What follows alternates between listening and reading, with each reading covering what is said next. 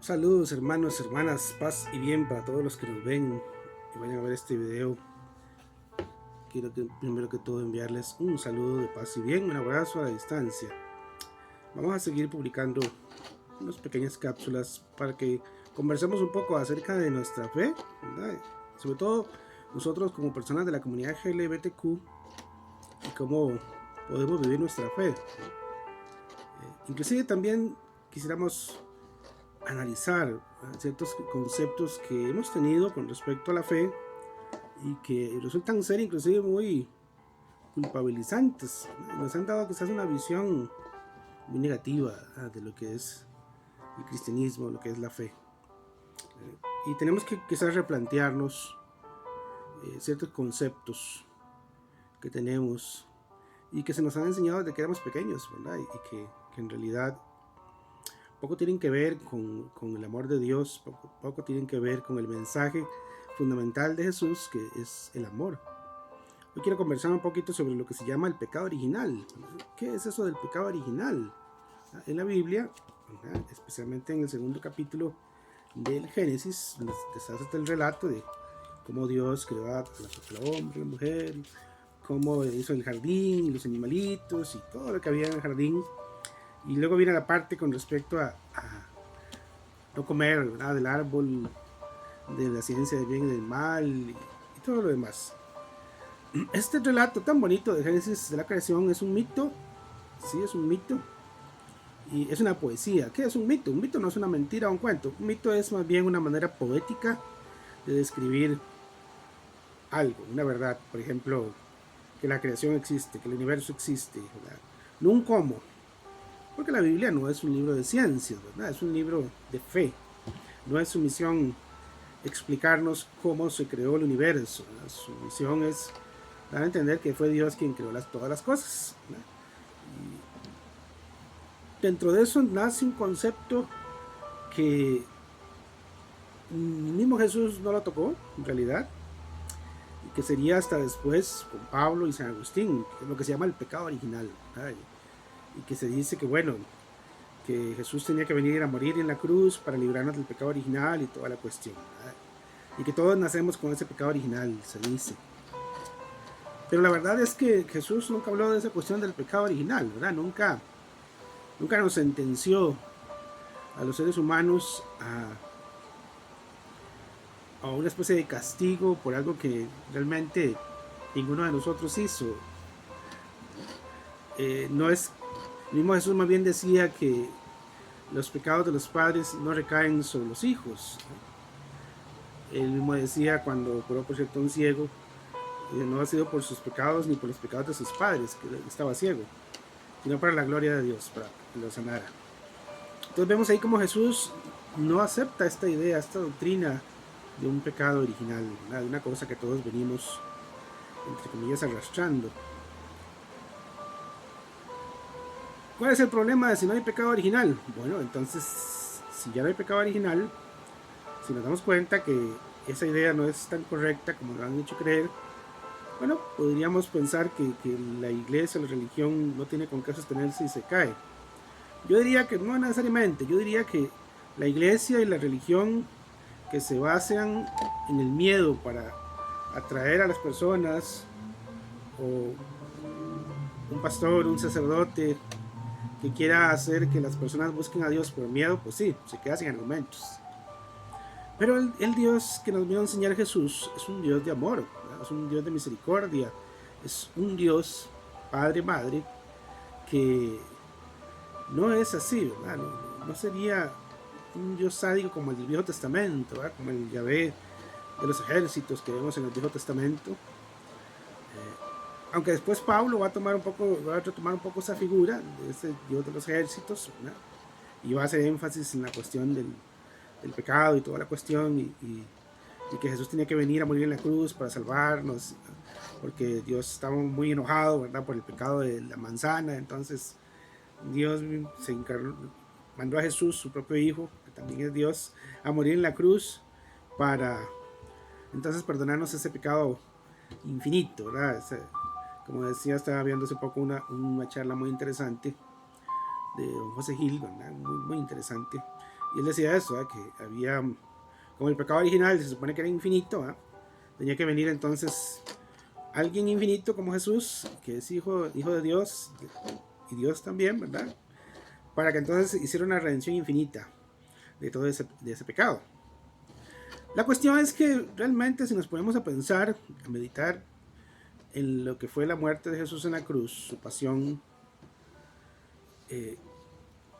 yo creo que ninguno de nosotros estaría muy de acuerdo con la idea, ¿verdad? De que Dios fuera una especie de padre sádico, ¿verdad? Que necesitaba el sacrificio, la sangre, ¿no?, de su propio hijo para poder entonces perdonarnos, ¿no? Cuando en realidad no era necesaria la muerte de Jesús en la cruz por la salvación. De hecho, la salvación vino a nosotros desde que Jesús se encarnó y se hizo hombre en el vientre de María. Ya lo humano se había subido a lo divino y lo divino había bajado a lo humano. Por cierto, no sé si alguna vez han pensado de qué nos salvó Jesús. Tradicionalmente, ¿verdad?, los teólogos ortodoxos dirán que nos salvó del pecado original, aunque realmente ni sepamos qué fue el pecado original. Y la verdad es que no, Jesús vino y nos salvó más bien de creer en un Dios, ¿verdad?, como el del Viejo Testamento, un Dios de la ira, un Dios de los ejércitos, un guerrero que castigaba, que inclusive quería muchas veces matar a sus hijos, ¿verdad?, a su propio pueblo. De eso nos vino a salvar Jesús. ¿Por qué? Porque vino y nos reveló que su Dios, que Dios Padre y Madre, era un Dios de amor, un Dios de ternura, un Dios cercano a nosotros. La muerte de Jesús en la cruz, ¿qué fue? Bueno, fue una consecuencia de su mensaje liberador, porque su mensaje ponía en cuestión, ¿verdad?, todas las ideas que se tenían hasta el momento de ese Dios castigador y sobre las cuales se asentaba la autoridad religiosa, ¿verdad?, y buena parte de la autoridad política de su tiempo, como sucede hoy en día también. Entonces, ese mensaje de Jesús, cuestionando esa visión de Dios, era quitar, digámoslo así, la piedra fundamental sobre la que se sostenía toda esa estructura religioso, política, social de su tiempo, y eso, por supuesto, que despertó el pavor, el miedo de las autoridades religiosas y de las políticas, tanto así que entonces se confabularon, ¿verdad? Y el Sanedrín, ¿verdad?, los religiosos, los sacerdotes, los levitas, los que estaban a cargo del templo, fueron y bueno, se pusieron de acuerdo con los romanos, ¿no? Y técnicamente le hicieron ver a los romanos que también a ellos les convenía que Jesús muriera en la cruz. Por eso es que Jesús muere en la cruz, ¿verdad? Pero no es por culpa de nadie, no es culpa tuya, no es culpa mía. Dios no es un Dios que nos esté echando la culpa, echándonos en cara. Es que yo morí por tu culpa, y es tu culpa, y tu culpa, tu culpa, tu culpa. No, realmente no. Él vino al mundo, Jesús se hizo hombre, Dios se hizo hombre porque nos amaba. Y tanto fue su amor que quiso estar con nosotros y experimentó nuestra condición humana hasta la muerte, y nos acompañó en todo el camino de lo que significa ser humano. Y vio la injusticia que hay en el mundo y posiblemente también la experimentó en carne propia, ¿verdad? El hambre, el frío, la soledad, la tristeza, la alegría, ¿verdad? Entonces, esa idea, ¿verdad?, de basar la fe en la culpa, muy poco tiene que ver con el Evangelio de Jesús. Esa visión que a veces nos han dado de que todo es pecado y que respirar es pecado casi, y que debemos sentirnos culpables por solo existir, ¿verdad?, por el hecho de existir. Eso no es bueno, ni es sano, ni es lo que Dios quiere. La fe tenemos que vivirla desde la alegría, desde la esperanza, desde el gozo, sabiendo que tenemos un Dios Padre y Madre que nos ama a todos y cada uno tal y como ella nos ha creado, ¿no? Y que lo que Dios quiere para cada uno de nosotros es la felicidad. Dios no es un Dios que quiere el sufrimiento, no quiere tu sufrimiento, ¿verdad? No quiere que te martirices, ¿no? Es muy respetable lo que las personas a veces hacen, por ejemplo, el 2 de agosto, que van a caminar hasta Cartago y demás. Eso es muy respetable y puede que sí, y es hermoso. Sin embargo, Dios no quiere necesariamente que te tortures, que sufras, que castigues tu cuerpo, ni nada por el estilo para para que Él te escuche, porque Él no es así, no es un Dios sediento de sangre, ¿verdad? El mismo Jesús lo dijo: ya estoy harto de los sacrificios, terneros y toros, ¿verdad? Del olor de las carnes quemadas y la sangre. Misericordia quiero, dice Jesús, y no sacrificios. Eso es lo que nos pide el Señor: misericordia, no sacrificios. Entonces uno dirá, bueno, si no hay pecado original, ¿por qué se bautiza a los niños desde pequeños? Bueno, es una idea que nació después del siglo IV, ¿verdad? Que se empezó a bautizar niños pequeños. Realmente, lo común anteriormente era que se bautizaran adultos. Pero, bueno, con el tiempo se estableció la costumbre y se bautizan pues niños pequeños. El mismo Jesús como tal no dijo nada de que tienen que bautizar a los niños pequeñitos. Dijo: ir y bautizar a las naciones en nombre del Padre, del Hijo y del Espíritu Santo. Pero no como un bautismo como el de Juan el Bautista, que Juan el Bautista lo hacía con un bautismo de arrepentimiento, ¿no? para borrar pecados, ¿no? Como dijo Juan el Bautista: yo los bautizo a ustedes con agua, pero vendrá otro que los bautizará en el Espíritu Santo. Entonces el bautismo que nosotros damos es un bautismo de gozo, de alegría. Yo lo veo como una celebración de la vida de esa persona, si es un niño o es una persona adulta, de la vida no solo biológica y física, sino también de su nacimiento a una vida espiritual, y que la comunidad lo recibe con gozo, con alegría, ¿verdad? Y esa persona queda marcada por el Espíritu Santo como hija suya, hija suyo, y eso hay que celebrarlo y hay que alegrarse, pero no necesariamente por una culpa. ¿Qué culpa puede tener un bebé recién nacido? Un niño pequeño que lo traigan a bautizar, que ni siquiera sabe hablar todavía. Y eso era triste. Esa idea existía antes, de que si un bebé se moría antes de ser bautizado, decían que ese era el limbo y toda la cosa. Por dicha ya cerraron el limbo, ya no existe. La Iglesia Católica Romana aceptó la idea de que no existe el limbo, porque no, o sea, un niño recién nacido, ¿qué pecado va a tener? ¿Verdad? Es puro, es un ser inocente totalmente. Entonces no puede haber pecado en una criaturita tan pequeñita. Y si por una desgracia, por eso de la vida, por esos misterios de Dios, el niño muere, pues obviamente que ese niño va directo al cielo y sin escala, ¿verdad? Rápidamente, un ángel a la presencia de Dios. Porque es un misterio, porque a veces vienen niños a una vida muy, muy corta, a una misión muy cortita por aquí, por este plano en el que nosotros vivimos, terrenal y físico. Entonces quitémonos esas ideas de la culpa, del pecado, que inclusive a veces nos han hecho mucho daño, ¿verdad? Entonces las personas se sienten culpables por todo, ¿verdad? Y se sienten culpables si van a misa y si comulgan, se sienten culpables, y si no comulgan también se sienten culpables, ¿verdad? Y si no van a misa se sienten culpables, y no es eso, ¿verdad? La fe no tiene nada que ver con la culpa, la fe tiene que ver más con el gozo. El mensaje de Jesús es un mensaje liberador, de amor, ¿verdad? Un mensaje que nos invita a vivir el reino de Dios en el aquí y ahora, construyendo un mundo más justo, más humano, ¿verdad? También nos han metido la culpa por el placer, por el sexo, ¿verdad? Benditos Pablo y San Agustín y San Tomás de Aquino y otros tantos que después, por sus propias ideas personales y prejuicios y problemas personales que cada uno tiene, llegaron, ¿verdad?, a condenar el sexo, aún el sexo heterosexual dentro del matrimonio, ¿verdad? Según dicen por ahí, San Agustín llegó a decir que el sexo heterosexual dentro de un matrimonio era apenas aceptable, apenas lícito, porque era la única manera de traer hijos al mundo, ¿verdad? Yo siempre he dicho, si San Agustín viviera hoy, estaría feliz de que existiera la fertilización in vitro, ¿verdad? Hasta ese punto llegó, ¿verdad? De extremismo, y desgraciadamente eso que fue muy tomado, ¿verdad?, de ideas platónicas,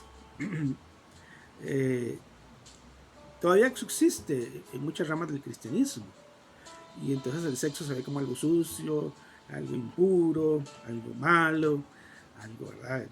Como dicen en el Génesis, y cuando que comieron del árbol, ¿verdad?, de la ciencia, el bien y el mal, se les abrieron los ojos y vieron que estaban desnudos, Adán y Eva, y volvieron a taparse, ¿verdad? Y después Dios les hizo unas túnicas de piel para taparse. Desde ahí, esas ideas de un autor que no sabemos ni quién fue, probablemente un beduino, un sacerdote, ya hace 3000 años casi o más, y que tenía sus propias ideas, se han quedado hasta el presente, ¿no? Y vemos al sexo, la sexualidad como algo malo, sucio, pecaminoso, ¿verdad? Hasta les da pena, hasta nos da pena hablar del tema, se volvió tabú, ¿verdad? Y mucho menos hablar de la diversidad sexual, ¿verdad? Para mucha gente eso es terrible, porque si apenas en medio se puede hablar del sexo heterosexual, mucho menos qué vamos a decir de la diversidad sexual, por esas ideas que contaminaron el cristianismo. Y la verdad es que no, la verdad es que si Dios no hubiera querido que nosotros los seres humanos no disfrutáramos del placer, no nos habría dado un sistema nervioso central que es el que nos hace sentir las cosas. Ajá. Y el placer en sí mismo no es malo, el placer es parte de lo que es el ser humano. La sexualidad no es algo malo, siempre que sea ejercida con responsabilidad, ¿verdad? Siempre que sea ejercida entre personas capaces de consentir, adultos capaces de consentir y que estén de acuerdo, ¿verdad? Aunque esté fuera o dentro del matrimonio, ¿verdad? Aunque, como les digo, aunque son las que las personas, si están de acuerdo y dicen, bueno, vamos a tener sexo solo porque sí, porque queremos para pasar el rato, sin compromiso afectivo, está bien, mientras haya sinceridad, mientras se digan las cosas abiertamente. Y por supuesto, el ideal maravilloso, máximo, ¿verdad? Sería que se den las relaciones dentro de un marco de amor, dentro de una pareja estable. Pues ese es el ideal, ¿ya? Pero como ideal está en proceso, estamos en proceso de construcción, ¿verdad? Y siendo realistas, no siempre es así. Por lo importante es ejercer la sexualidad con responsabilidad, protegiéndose por el bienestar de uno, por el bienestar de la otra persona. ¿Verdad? Y como les digo, y no fingir el amor para tener sexo, ¿verdad? Sino ser claros y sinceros. ¿Para qué?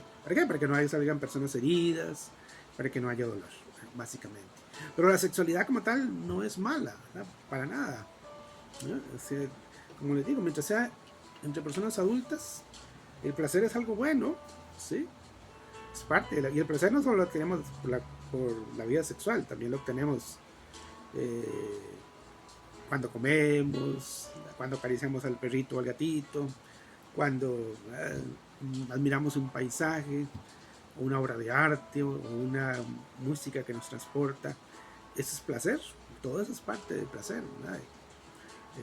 Es parte de lo que nuestro sistema, ¿verdad?, sensorial puede sentir, puede percibir.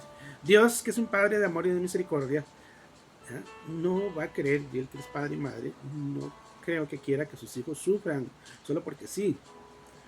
¿Verdad? A veces el sufrimiento viene porque a veces es inevitable, ¿verdad? Una enfermedad o X cosa. Pero Dios no quiere que las personas sufran, ni es una especie de Dios sádico que necesita que le pagues en cuotas un sufrimiento para poderte dar la salvación y todo lo demás, o que te vaya a mandar al purgatorio para que sufras un rato más y luego te vas al cielo, ¿verdad? No, nuestro Dios no es así. El Dios el que Jesús nos habló es un Dios, ahora Padre, Papito, decía Jesús, un Dios de amor, un Dios de misericordia, un Dios de amor verdadero. Entonces ojalá podamos irnos quitando esas ideas que por malas interpretaciones bíblicas, por literalismos bíblicos también, por contaminaciones también filosóficas que han llegado a ir, aristotélicas y platónicas, y algunas ideas también de algunos padres de la iglesia, como San Anselmo, que tenían sus propios rollos y eran hombres y posiblemente machistas, fuera patriarcales, y que hasta el momento, ¿verdad?, han persistido y que han hecho tanto daño a tantas personas, por ejemplo a las mujeres. Y le han hecho tanto daño porque en Génesis dice que entonces la mala de la película fue la mujer, porque fue Eva la que le dio la manzana o la fruta X del árbol, ¿verdad? Y entonces le echaba la culpa a la mujer. Ah, no fui yo, fui al traer la mujer, digo, no, fue la serpiente, a la pobre serpiente, la culpable, ¿verdad? Y que entonces Dios se enojó y dijo, bueno, le dijo a la mujer que le iba a castigar teniendo a sus hijos con dolor, que iba a parir con dolor y toda la cosa. Y desgraciadamente todo eso, en vez de hacer algo positivo, ha contribuido a hacer mucho daño. mucho daño, porque se ha justificado la cultura machista, ¿verdad? El machismo, la cultura patriarcal, con la idea de que entonces fue que Dios lo dispuso todo así, que todo tenía que ser así. Y no, eso no es cierto, hermanos y hermanas. En realidad, hermanos, las cosas no son así, ¿no? Lo que Dios quiere es que seamos felices. Y si amaron a otra persona que hace feliz, bueno, enhorabuena, ¿verdad? O sea, no importa a quien ames mientras ames, ¿verdad? Y mientras las personas sean capaces de consentir, ¿verdad? Y sean capaces y deseen ambos o ambas eh, expresar y vivir su amor, ¿verdad? Lo importante es que en todo haya siempre la sinceridad. Entonces, hermanos, muchas gracias por su atención a este pequeño clip, ¿verdad? Que vamos a seguir pues tratando de publicar más seguido. Y iremos hablando de temas sobre espiritualidad. Y si ustedes quieren que se hable de algún tema en especial, por favor, háganlo saber a través del WhatsApp que está ahí en mi correo, en mi perfil de Facebook o por inbox. Y con mucho gusto, pues también tocaremos temas que a ustedes les gustaría que se tocara con respecto a nosotros, la comunidad LGBTQ, la homosexualidad en la Biblia, la espiritualidad y las diversas sexualidades, ¿verdad? Divergentes, en fin. Estamos acá para servirles y compartir juntos un poco y reflexionar un poco sobre estas cosas que son muy importantes también. Muchísimas gracias, que el Señor me les bendiga y me les guarde de todo mal.